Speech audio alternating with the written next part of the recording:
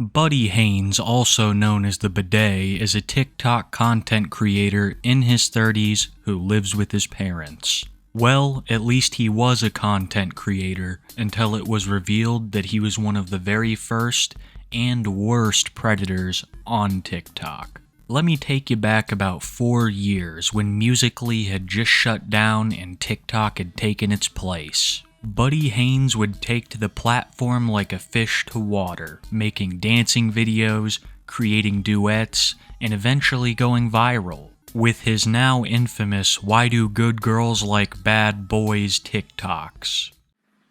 You don't have to be funny. Hell, you don't even have to be really that good looking. What they really want is they want a Batman in the streets and a Joker in the sheets.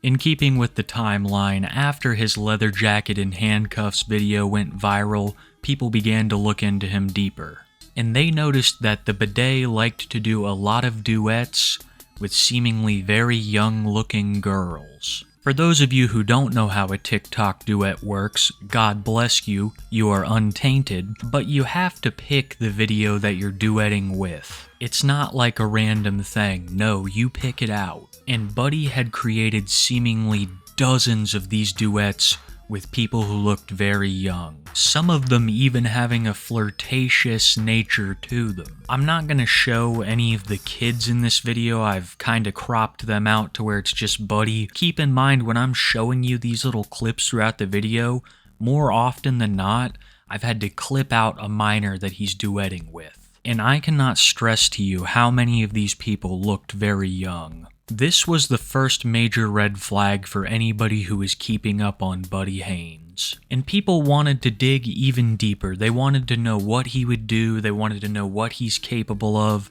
and see if he truly was the creep that all these duets made him out to be. This led content creator BitHoji to get in contact with Buddy, posing as a 14-year-old girl. Buddy Haynes was all too happy to start talking with her, and of course, make it flirtatious every chance he got.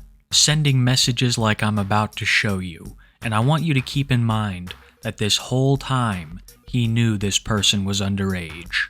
Do you think I'm attractive? How old are you? She responds, 14. I mean, may I be honest?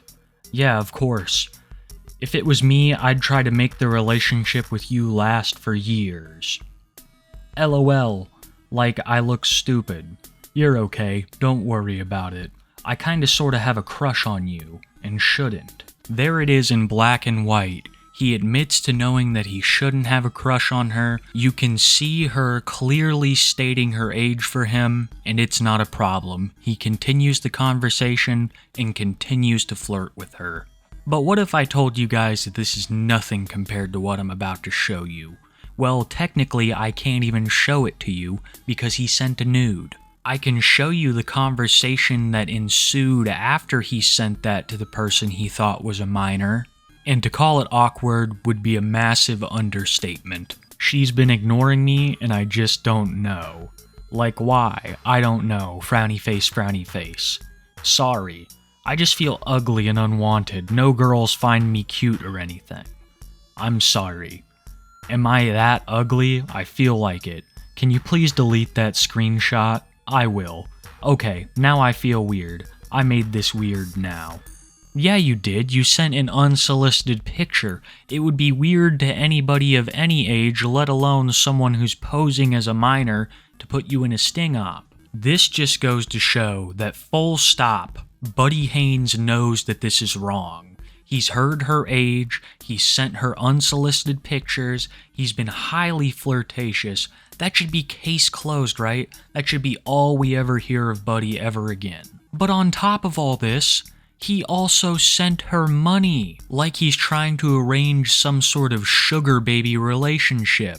All of this information would be made very public by BitHoji and her friends, who were gathering information against the bidet. And after all this was revealed, combined with all the duets he had done with minors, the public put two and two together and knew exactly what Buddy Haynes was up to and what he was into, leading to an extreme influx of hate on his TikTok page, causing Buddy to make a video where he called out all the haters, fanning the flames of his infamy even further. What's up, guys? So just the bidet coming at you with another public service announcement. So, for all those that have been following me and giving me love and giving me sweet comments and duets and everything and reactions, thank you so much. Sorry, my glasses broke, so I'm still kind of like getting them. Maybe I'll get some new ones or find my spares, but I appreciate you more than anything you'll ever know. To my haters, all you're doing is fueling the fire. When you comment, like my stuff, follow me, and react to my videos trying to down me, you're just making it worse for you. So, do yourself a favor, block me. If you don't like my stuff. If you don't like what I do, block me.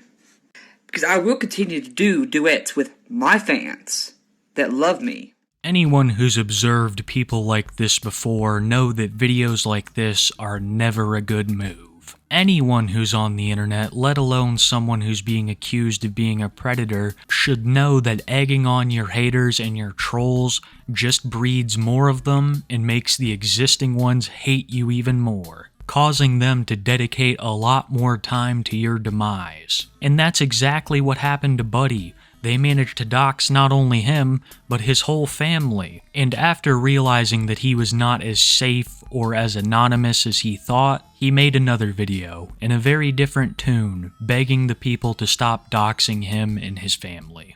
So as you can tell, I'm still here. But I now have another issue. I have not people that found me on Facebook. You harass me on Facebook, and I will take you to the police. Because this is getting way too far, people. This is too far. Soon after this video, the bidet privated all his videos and went dark on TikTok for quite some time. And people really thought that this was the end of the Buddy Haynes story. They thought they'd seen their last duet with a minor, their last "why do good girls like bad boys" meme. They thought it was all over. But no, it turns out that the bidet was just resting up, getting inspired to come back and double down on his previous behaviors. He would return to making duets almost exclusively with minors now. And of course, he would have more and more nudes and DMs leaked to the internet, proving that his actions had continued even behind the scenes. This would cause even more people to DM him posing as minors, trying to catch him in some kind of a sting operation. And one of these stings was successful. Bidet had messaged this person who he thought was a minor. He even agreed to meet up with them at a local park, where the YouTuber who was catfishing him walks up and busts him, Chris Hansen style. How are you? Doing good. Good. What you up to? I'm just hanging out. Just hanging out? Yep. So you don't know anyone by the name of Kat? No. I don't know anybody named Cat. You weren't meeting anyone here by 6? No. You sure? Yeah, I'm pretty sure. So I've got a niece that's 14, so I wouldn't want some nasty freaking pedophile talking to her either. yeah, it's just something that really aggravates me whenever I hear anything like that from anybody, No, especially yeah. especially someone that's so high up, like someone like R. Kelly, for example. That's something that really irritates me. Yeah, I understand that, and you're just the way you go about it. I'm not a big fan of, but you are doing it your own way. Right. So another thing I got a question about is, what would possess you to like refer to a girl that's like 17 or 16 as hun or babe or boo, anything like that? Honestly, I'm just a friendly person, and maybe, that is, my fault because I'm just friendly to everyone. Right. But, I have been more conscientious about the things that I say. That way I don't come off that way to anybody. Smart. And then the last thing I do want to ask about is the thing with the 16-year-old girl. So what was the real gist of that? Because there's still people confused about that. That one? Okay, so from my understanding, yes, the girl was 16. Right. But she told me she was from the UK. Okay.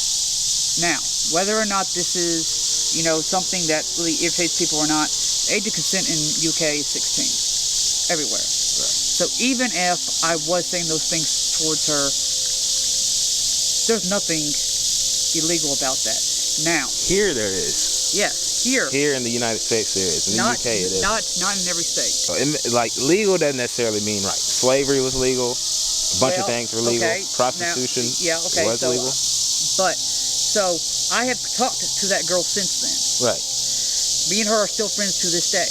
A big shout out to Activiz for walking up to Bude and exposing him for the predator that he truly is. His channel will be linked down in the description below.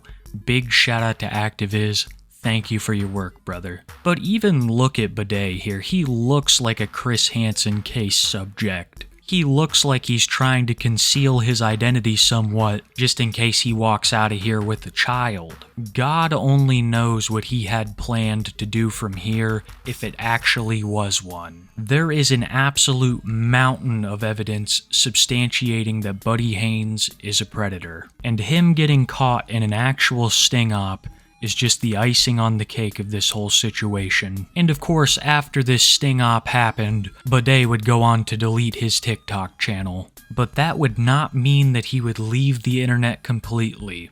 Not yet. Not only would he stream on his Twitch for years to come, but he would also create a YouTube channel where he posted a video trying to explain himself. And despite the evidence, just like always, he would make every excuse under the sun, all in the futile effort of trying to clear his name. We are going to clear the air about the allegations that are surrounding me. So I guess a quick little rundown for those that aren't aware. Back in 2018, I started TikTok. Musically at the time. I started it at first I was bored. I saw it on Facebook. I was like, oh, that looks really cool. Let me give it a shot. Then as I got into it and started enjoying it, I wanted to find an outlet to entertain people. And so that's what I did. I started entertaining people at the, me being the butt of the joke, making cringy videos and me just not really caring what people think, just to maybe get a smile or a laugh or two out of people. And I did so successfully. I dealt with a lot of depression and anxiety, schizophrenia, alcohol abuse, and there's a lot of those videos that I was not necessarily in my correct state of mind. And, that's on me. As far as the picture of my junk, I did say, I was having problems with alcohol and anxiety and depression with schizophrenia. I wasn't taking my medicine. I was using alcohol to self-medicate myself. And, as a lot of people do, we take pictures and we do send them to people. More than anything, I was embarrassed that even got out in the first place. And then it got sent to someone who it should not have. I don't know how it got sent to someone that was underage. I'm still trying to figure that out. I'm staying away from TikTok. As much as you people ask me to go back, I'm staying away from it just so none of this shit happens again. So it doesn't get misconstrued again. I've stopped drinking completely. I'm back on my medicine. I'm in therapy. I'm getting the help that I need. I am finally at the point in my life where I feel like I can do that. Where I can admit my faults. Not accept the guilt, but accept the responsibility. This would be the last video that he would post to his YouTube account, And other than the occasional Twitch stream for a couple years to come, he would go dark on social media. And even 4 years later, there are people out there claiming that they posed as minors and got Buddy to message them. It all came from Reddit, so to prove it is accurate is nearly impossible though. It seems like Buddy Haynes has left the internet, but it seems like his crimes may not have stopped. Which poses the question, is it better to keep an eye on these individuals or let them fade into obscurity?